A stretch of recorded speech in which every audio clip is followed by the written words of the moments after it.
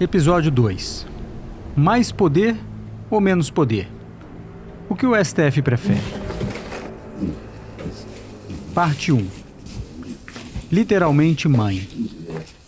E aí, ministro? Tudo bem com o senhor? Bem-vindo. Muito tempo que eu não vinha. Muito tempo. Pois é, não vim aqui porque a pandemia não me deixou, né? Onde o senhor prefere que eu sente? Em 2023, eu fui até o apartamento do ministro Otávio Galotti, que relatou o processo sobre a licença maternidade da Cláudia no STF. Fica mais fácil de conversar com o senhor. No nosso encontro, ele estava acompanhado pela filha, a também ministra Isabel Galotti. Aqui será que é mais fácil? Essa cadeira acho que não é boa. A gente pode puxar isso aqui para você. E agora, ministro, eu vim lhe pedir uma ajuda com um caso. Do seu tempo. O caso. O senhor foi relator. Era um caso, viu, ministra, de licença maternidade para mãe adotiva.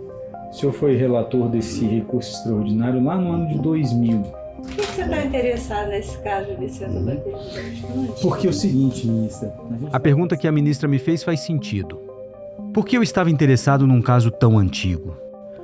Não era, como nós vemos hoje, um processo super famoso do qual todos os jornais falavam. Nem teria, processualmente, efeito imediato para todos os outros processos sobre o mesmo tema, porque a repercussão geral das decisões do Supremo em recursos como este só apareceria mais de uma década depois, com a reforma do Poder Judiciário. O caso, portanto, era apenas mais um para o STF. E por isso, a ministra, assim como o próprio Galotti, estranharam meu interesse nesse caso. Galotti era um juiz conservador, filho e neto de ministros do Supremo. Para mim, um verdadeiro Google da história do STF. E ele era um dos 3 integrantes da chamada Troika Conservadora, um trio de ministros cujas decisões ao longo dos anos 90 eram, via de regra, em favor da manutenção das coisas como elas estavam. Ou falando de outra forma, era um ministro muito aferrado ao que estava escrito na lei. Antigamente, nós errávamos na aplicação da Constituição. Podia ter errado, mas não era essa ideia de errar porque acha melhor, acha pior. Pensar em novas soluções para além do texto ou em novas interpretações diante de novos problemas, fazer uma leitura mais expansiva da lei ou mesmo interpretar a lei para fazer a história avançar, como costuma dizer o ministro Barroso, nada disso era a cara do ministro Galotti. E foi esse juiz, com essa visão tradicional do direito, que pegou o caso de Cláudia para julgar. Pelos seus olhos, era um caso simples, bem simples de ser resolvido. O que dizia a Constituição? Tem direito à licença maternidade a mãe que gestou o filho recém-nascido. Cláudia havia gestado sua filha? Não. Logo, ela não tinha direito à licença. Fácil, simples assim. E pareceu tão simples que o julgamento foi rápido e a decisão do Supremo foi unânime. Mas e o direito da criança? Mas e todas as dificuldades de uma família se adaptar à nova realidade? E onde está a igualdade? Por que essa criança não teria direito de ser cuidada pela sua nova mãe se a qualquer outra criança esse direito é garantido? Nenhuma dessas perguntas fugia do vocacionado juiz que era Otávio Galotti. Ele não era insensível a esse problema, mas tinha a convicção de que resolvê-lo não era sua atribuição. Porque era o Supremo, se tinha um Congresso funcionando com esse aparato, esse desespero. Não só não poderia, como não deveria resolvê-lo, porque estaria interferindo na função do Congresso Nacional. Se deputados e senadores quisessem, poderiam mudar a legislação e garantir para as mães adotantes os mesmos direitos. Mas acontece que este não era um tema importante para o Congresso naquele momento. Esse era um problema comum, uma lacuna nos direitos fundamentais do cidadão que o Congresso negligenciava. O Executivo não tinha como agir e o Supremo achava que aquilo não era com ele. Um grande não está comigo institucional. Mas a Assembleia Constituinte colocou na Constituição um dispositivo que parecia a resposta para isso. Algumas poucas palavrinhas que viriam a funcionar como palavras mágicas e abriam as portas do Supremo, que agora seriam difíceis de se fechar.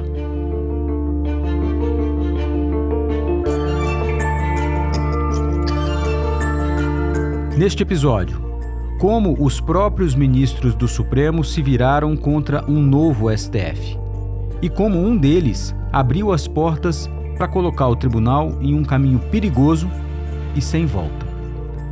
Este é o Parede Edição de Vidro, apresentado por mim, Felipe Recondo. Parte 2. Palavrinhas mágicas. Mais poder é melhor que menos poder, certo? Bom, nem sempre. Mas quanto tempo o STF demoraria para perceber isso? Como parte de novos mecanismos criados para garantir que a Constituição vinha para ficar, o Supremo passou por algumas mudanças.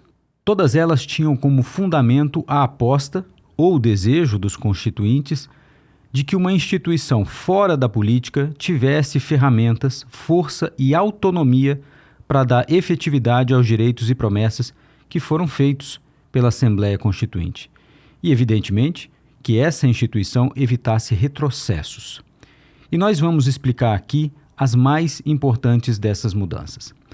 A primeira delas, ficou muito mais fácil recorrer ao Supremo. Antes, durante a ditadura, basicamente, o principal canal de acesso ao Supremo, que as pessoas comuns poderiam discutir questões envolvendo a constitucionalidade de leis, era você entrar na justiça e ir processando instância após instância e torcer para um dia o seu caso, anos depois, e parar lá no Supremo como um recurso extraordinário. Aqui, Diego Werneck, professor de Direito Constitucional do INSPER. A via que a gente hoje vê na imprensa o tempo todo, né, partidos políticos usando para chegar no Supremo, ou entidades de classe de âmbito nacional, a ação direta de inconstitucionalidade, por exemplo, o que tinha de equivalente naquele momento era um canal muito estreito, era um tipo de ação que só o Procurador-Geral da República poderia propor. E o Procurador-Geral da República poderia ser demitido por qualquer motivo, arbitrariamente, discricionariamente, pelo presidente da República. Ele não tinha um mandato fixo de 2 anos, como ele tem hoje, após 88. Com um caminho mais curto e acessível, qualquer partido político com cadeira no Congresso, qualquer confederação sindical, entidade de classe, Assembleia Legislativa, governador de estado, a OAB, todos esses podiam também acionar o Supremo e pedir uma decisão contra uma lei inconstitucional. Antes dessa mudança, somente o Procurador-Geral da República podia bater direto à porta do STF. Se mais alguém naquela época quisesse contestar a constitucionalidade de uma norma, teria de esperar anos, muitos anos mesmo, até que o seu caso fosse julgado, primeiro por um juiz, depois por um tribunal, até que pudesse, enfim, recorrer ao STF e aí ver se o Supremo topava derrubar a lei. O acesso ao Supremo era muito... O acesso à jurisdição constitucional, o acesso aos mecanismos pelos quais o Supremo diz se leis são compatíveis com a Constituição ou não, era muito restrito, muito estreito, em comparação com os canais criados em 88. Só com essa diferença, já é um papel totalmente renovado que se pensa para o Supremo, né? Já é um papel que exige que os ministros agora estejam participando com muito mais velocidade dos debates políticos, que eles discutam leis em tese com muito mais frequência, né? Para quem está acostumado a discutir o caso concreto, para quem está acostumado a discutir a aplicação da Constituição que seja, mas em um caso concreto, tem o nome do Diego, do Felipe, tem certos fatos, tem o que foi provado ou não em juízo, tem os argumentos de um lado ou de outro conectados com aqueles fatos, de repente você tem que discutir se um artigo de lei colocado ali em sua abstração completa é compatível com certos valores constitucionais ou não. Isso é uma novidade. Isso acontecia. Isso não era em si algo que os ministros do Supremo não faziam, mas era muito mais raro. Só isso já é revolucionário. Porque não é apenas permitir que mais pessoas contestem a constitucionalidade das leis. A novidade também é a velocidade com que essas ações passam a chegar ao Supremo e também a rapidez com que o tribunal tem que começar a discutir a constitucionalidade dessa lei recentemente aprovada pelo Congresso Nacional. E onde antes, digamos, havia escadas que você levaria anos para galgar até chegar no Supremo, agora você tem um elevador. Agora você tem um elevador ou uma escada rolante que te leva diretamente para lá. E às vezes, se você der sorte, o Supremo pode decidir semana que vem, dar uma liminar, suspender uma lei, coisa que muito dificilmente aconteceria. Era bem mais difícil você colocar o Supremo nessa posição na ditadura, porque só se o PGR levasse o caso para lá. Se você acha isso muito abstrato, pensa aqui comigo. De 1988 para cá, chegaram ao STF, em média, 213 ações diretas de inconstitucionalidade por ano. Isso sem falar de outras ações que, assim como as ações de inconstitucionalidade, exigem que o STF analise a compatibilidade das leis com a Constituição. Foram ações como essas que fizeram o tribunal decidir questões muito sensíveis recentemente, como união de pessoas do mesmo sexo, interrupção da gravidez de fetos sem cérebro, reforma da Previdência, pesquisa com células-troncos, cotas raciais, educação religiosa nas escolas, vacinação contra a Covid. A lista é imensa. São questões com impacto claro e direto na vida de milhares ou milhões de pessoas. E essas ações trouxeram o Supremo para o debate público, fizeram com que a sociedade passasse a prestar atenção no tribunal e a conhecer a posição, o nome ou o rosto de cada um dos juízes, com efeitos positivos e, claro, também negativos. Mas essa era a intenção. A sociedade esperava do Supremo uma posição mais avançada, um protagonismo novo, diferente, para defender a Constituição e dar efetividade a esse novo plano de direitos e garantias. Havia uma efervescência e os olhos estavam no Supremo. As portas do tribunal, pela primeira vez na história, estavam abertas para todo mundo. Mas você se lembra da pergunta que deixamos aqui no final do episódio passado? Será que os ministros do Supremo, aqueles da velha guarda que vinham ainda dos tempos da ditadura, queriam exercer esse poder tão amplo? A resposta foi dada pelo Supremo logo de cara, quando a segunda dessas novas ações de inconstitucionalidade foi julgada. Nem bem o jogo havia começado e o Supremo já apitava uma falta. A ação direta de inconstitucionalidade número 2 contestava uma lei que já estava em vigor antes de a Constituição ser aprovada. E então o Supremo foi julgar se uma lei anterior à Constituição podia ou não ser declarada inconstitucional. Então, o Supremo vai dizer também, não é algo que está escrito na Constituição, também é interpretação. O Supremo vai dizer, a Constituição diz que a ação direta de inconstitucionalidade vai ser ajuizada para discutir atos normativos. Ora, diz a maioria de ministros numa ação também do início dos anos 90, inconstitucionalidade só pode ser uma propriedade de algo criado após a Constituição. Porque se trata de uma lei anterior à Constituição, como que ela vai ser inconstitucional se a Constituição nem existia? Não é possível violar um texto normativo que sequer existia. É razoável esse argumento? É. Mas havia uma questão que estava escondida nesse argumento técnico e coerente. O que o Supremo dizia? Eu só vou deixar que chegue até mim, por esse elevador expresso da ação direta de inconstitucionalidade, casos que envolvam leis posteriores a 88. O que significa na prática? Tudo que é legislação da ditadura não pode ser trazido para mim em ADIM. Parece pouca coisa, mas não era. Lembre que uma das leis aprovadas pela ditadura, que podia logo ser atacada no Supremo depois de 88, era nada menos que a lei de anistia, que beneficiou não apenas militantes de oposição ao regime, mas também agentes do Estado acusados de tortura. O Supremo fechou essa porta. E a lei de anistia só veio a ser discutida no STF 30 anos depois de ela ser aprovada. Além do argumento jurídico, ministros dessa época confidenciaram depois que havia também uma razão prática para essa decisão. Se o Supremo fosse rever todas as leis aprovadas antes da Constituição de 88, haveria, e eles temiam isso, haveria uma avalanche de processos para reavaliar tudo o que havia antes de 88.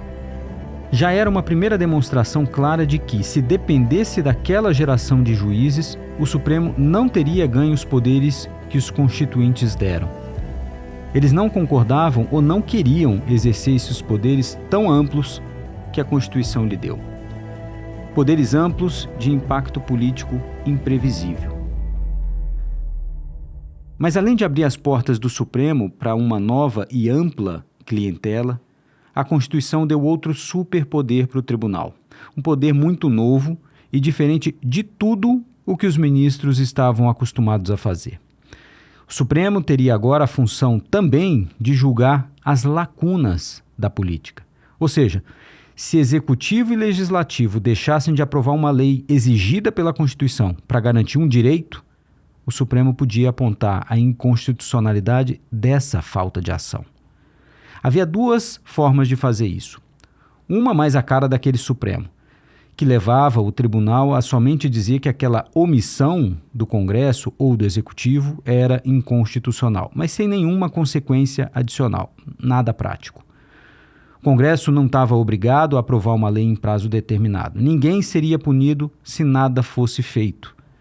A decisão do STF servia só de recado e mais nada. Vou dar um exemplo desse mecanismo em uso, quando o Supremo foi provocado a se pronunciar sobre a lei que criava o salário mínimo num patamar que era muito insuficiente em comparação com o que a Constituição previa. A Constituição diz que o salário mínimo tem que atender a necessidades do trabalhador e de sua família com lazer, saúde, educação, moradia. Então, se contestou no Supremo, por uma ação direta de inconstitucionalidade por omissão, uma lei que fixava o salário mínimo num valor que, segundo os requerentes, era claramente insuficiente para isso.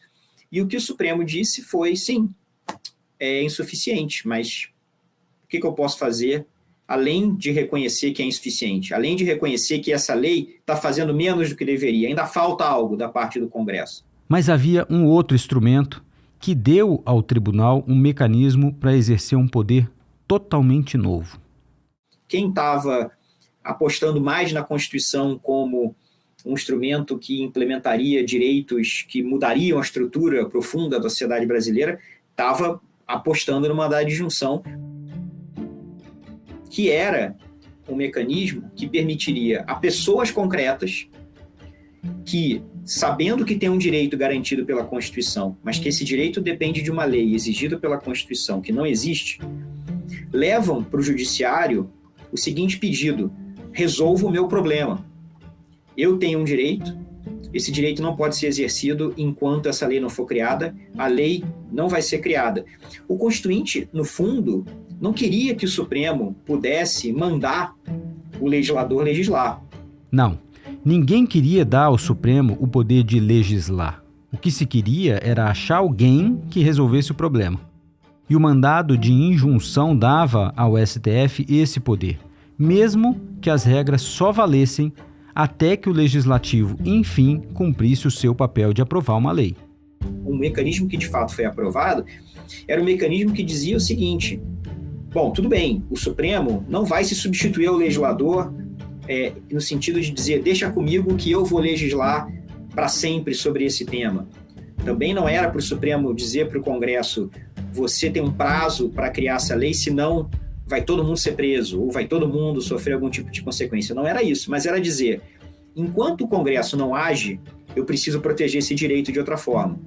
Como que eu protejo esse direito? Havia debates, mesmo após a Constituição, sobre qual a extensão do poder que estava sendo dado ao Supremo, mas, de maneira geral, uma posição que me parece que tinha bastante apoio ali após a Constituinte, entre juristas, inclusive, era, no mínimo, o tribunal tem que poder dizer para quem entrou na justiça que, para o seu caso, a regra vai ser essa. Eu vou criar aqui uma regra provisória, enquanto o Congresso não cria, mas que resolve o seu problema, que é você tem um direito e você não consegue exercer. Claro que isso já era revolucionário. Claro que isso já significa que os juízes vão ter que não só analisar o que o Congresso deixou de fazer, que é uma novidade, mas eles muitas vezes vão ter que se colocar na posição de dizer como que eu resolvo o problema dessa pessoa que precisa de regras para exercer o direito. Que regras vão ser essas? Uma baita ferramenta para um Supremo em que ninguém apostava suas fichas para resolver os problemas da sociedade. Talvez esse instrumento novo desse ao tribunal uma nova cara. Talvez a sociedade passasse a ver no Supremo uma instituição mais próxima, mais amigável, mais ativa e sensível aos problemas sociais. Mas não, a ferramenta revolucionária foi entregue nas mãos de um Supremo que via tudo isso com muita desconfiança. Para um tribunal que achava que o modelo antigo funcionava bem até. Não precisava ser reinventado, precisava só ser pontualmente ajustado. E mais do que isso, essa ferramenta foi dada para ministros que diziam que o Supremo poderia aceitar ou não as atribuições que o Constituinte estava lhe dando. Você está achando exagerada essa última frase? Veja só o que disse em 1988 o então ministro do Supremo, Oscar Dias Correia, em relação à nova Constituição. Abre aspas. O texto constitucional nem sempre é aquilo que os legisladores acham que seja, fecha aspas. Como é? E ele prosseguiu. Abre aspas. O Supremo Tribunal Federal tem 11 juristas, mas a Assembleia Constituinte teve 559 legisladores, nem todos de grandes competências. Fecha aspas. Para quem acha que ativismo judicial nasceu ontem e serviu para pautas liberais, pegue essas frases. Um ministro do Supremo dizendo que a obra da Constituinte, com seus legisladores nem sempre competentes, é na verdade aquilo que os 11 competentes juristas do Supremo acham que ela é. Se isso não é ativismo. E este foi o clima de boas-vindas para os primeiros mandados de injunção que chegaram ao STF. O Supremo, ao interpretar o mandado de injunção, ele na verdade diz, mas como eu não posso criar regra, como eu não posso mandar o Congresso legislar, como eu não posso fazer nada se o Congresso não legislar, tudo que eu posso fazer no mandado de injunção é falar, realmente, há aqui uma omissão, sinto muito. Então, como o Supremo leu um poder que foi dado pelos constituintes para ele, que foi deliberadamente desenhado para ir além de simplesmente dizer que chato, de fato está faltando a lei, e ele leu como se fosse só isso, como se fosse apenas um mecanismo para dizer que chato, falta essa lei, é inconstitucional, não podemos fazer nada além disso. Essas inovações não encontraram no Supremo espaço para prosperar. Por mais que os ministros mais novos tentassem dar um passo adiante, a velha guarda, em maioria, ainda segurava o tribunal e impedia que a nova Constituição gerasse os seus frutos. Tem um momento que o deputado Plínio de Arruda Sampaio, que defendeu desde o início uma reformulação mais completa do Supremo, em que ele em algum momento diz, é como você tentar procurar um cinzeiro na casa de quem não fuma. Não vai ter. A pessoa não está habituada, não está preparada para isso. Ele faz essa analogia numa das defesas que ele faz dessas medidas para reformar a estrutura profunda do Supremo, digamos. É preciso dar um reset no funcionamento da instituição. Não vai adiantar deixar as mesmas pessoas, com mais ou menos as mesmas competências e só dar mais poder. É preciso mudar a lógica da instituição. Até que em 2002, policiais civis do Espírito Santo puxaram o gatilho que mudaria essa história em definitivo. Eles tentavam negociar com o governo do estado reajustes salariais, mas não conseguiam avançar nas conversas. Os policiais diziam que o governo estava intransigente e não aceitava os pedidos da categoria. Numa situação dessas, em que trabalhadores pedem algo, governos não aceitam e o diálogo chega ao impasse, só havia uma saída possível aos policiais: entrar em greve para pressionar o governador a atender algumas das demandas da categoria. E foi o que eles fizeram. Mas aí, o governo do Espírito Santo acionou o judiciário. E um juiz de primeira instância decidiu que servidor público não pode fazer greve. E caso os policiais parassem de trabalhar, decidiu esse juiz, eles poderiam ter o salário cortado e serem presos. O caso chegou ao Supremo porque os policiais não se conformaram com a decisão da Justiça, que os impediu de fazer greve só porque não havia uma lei aprovada sobre esse assunto. A Constituição garante o direito de greve no serviço público, e os servidores poderiam ser privados desse direito só porque o Congresso e o Executivo não criou uma lei exigida pela Constituição para regular o direito de greve? O primeiro-ministro a votar, relator desse processo, foi Maurício Correia. E o seu voto era mais do mesmo, uma repetição da posição tímida do tribunal. E ele estava tão convencido de que as coisas deveriam permanecer assim que não gastou mais que 5 parágrafos, só 5 parágrafos, para dizer um lamento para os policiais civis do Espírito Santo. Lamento que o Congresso não tenha feito nada. Uma página e mais um chorinho para dizer o que o Supremo sempre disse. Realmente não havia lei, o Congresso deveria votar algo, mas não competia ao Supremo fazer nada além disso. Acabou. Mas aí, tem uma figura no Supremo que divide paixões. Há quem o odeie, e são muitos, há quem o idolatre, e são muitos também. Mas no meio dos extremos, que tem bons argumentos para esses sentimentos, há algo que é incontestável. Gilmar Mendes ajudou a arquitetar as bases para este Supremo que nós temos hoje, com seus vícios, seus poderes novos, sua participação constante no debate público, suas decisões ousadas e algumas vezes exageradas sobre os próprios poderes.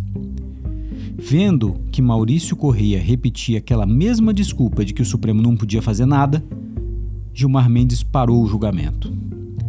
Era preciso mudar, era preciso deixar o passado e fazer o tribunal avançar. Já passava da hora de o STF aceitar que a Constituição queria mais do Supremo. E é isso que os ministros fazem, em um processo iniciado, neste caso, por Gilmar Mendes. O tribunal dava um passo decisivo.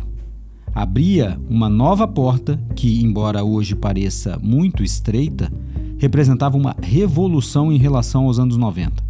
A possibilidade de o STF usar o mandado de injunção para criar regras, ainda que provisórias, enquanto o Congresso Nacional não fizesse nada. Hoje o mandado de injunção é pouco utilizado. O tribunal tem usado outros instrumentos para fazer muito mais do que simplesmente suprir uma lacuna deixada pelo Congresso. Hoje o STF cria, regula, implementa políticas públicas que, em tese, estariam a cargo do presidente da República, dos ministérios, dos governos estaduais e não apenas em temas para os quais a Constituição expressamente exigiu a criação de alguma lei. Como? Lembra que o Supremo disse, logo após 88, que não podia julgar inconstitucionais leis anteriores à Constituição? Pois no final dos anos 90, com a participação de 2 juristas que viriam a ser ministros do Supremo, Luiz Roberto Barroso e, novamente, esse mesmo Gilmar Mendes, o tribunal ganhou um instrumento para fazer exatamente isso e muito mais mesmo. Foi assim que o Supremo regulou a aplicação das vacinas durante a pandemia da Covid-19, definiu medidas para proteger comunidades indígenas também durante a pandemia, criou regras para as operações policiais nas comunidades do Rio de Janeiro, estabeleceu políticas que os governos devem adotar para cuidar dos moradores de rua. Quem reclamava da timidez do Supremo já não tinha mais razões para criticá-lo por isso. Mas o avanço do STF também alimenta as críticas. E elas não são poucas. E a Cláudia? Antes do julgamento do seu caso, ninguém discutia os direitos de mães adotantes publicamente. Essa não era uma causa que mobilizava um grupo representativo da sociedade. A imprensa não dava uma linha sobre esse assunto. Então, essas mães estavam sozinhas com seus problemas e não iam nunca conseguir mobilizar o Congresso para mudar a lei. E o mandado de injunção ainda era um tabu jurídico. Na falta de instrumentos e de vontade para mudar, o Supremo estava paralisado. Portanto, quando o tribunal decidiu que mães adotantes não tinham direito à licença maternidade, parecia para Cláudia o fim da linha. E o que ela achou dessa decisão? Quando enfim o Supremo julgou este caso, 10 anos já haviam se passado desde que ela adotou a sua filha. Ela não queria remoer mais esse assunto, aparecer e falar dele. Era um pouco de medo do que isso podia gerar. Mas a partir do dia do julgamento, a vida de outra pessoa mudou por completo. E ela teria todo o interesse em falar desse assunto e reabrir o caso.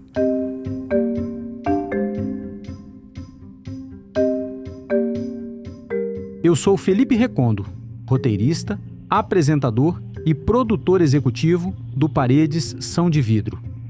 Diego Werneck escreveu o roteiro desta terceira temporada comigo. Eduardo Gomes foi supervisor de roteiro e editor dessa temporada, com assistência de edição de Flávia Frota. Roberto Maltic foi nosso produtor investigativo. Lucas Gomes criou a identidade visual desta temporada. A produção foi da Zarabatana e do Dia Estúdio. Pelo Dia Estúdio, a direção geral é de Léo Cardoso. Direção dos episódios por Rodrigo Martins. Produção técnica da Ana Carolina Ferreira. Operação de áudio da Janaína Florenço. Operação de teleprompter Rodney Roberto. E a captação de imagens da Caroline França Pires. Produção de estúdio contou com a direção da Maria Bolzan, coordenação da Camila Souza de Araújo.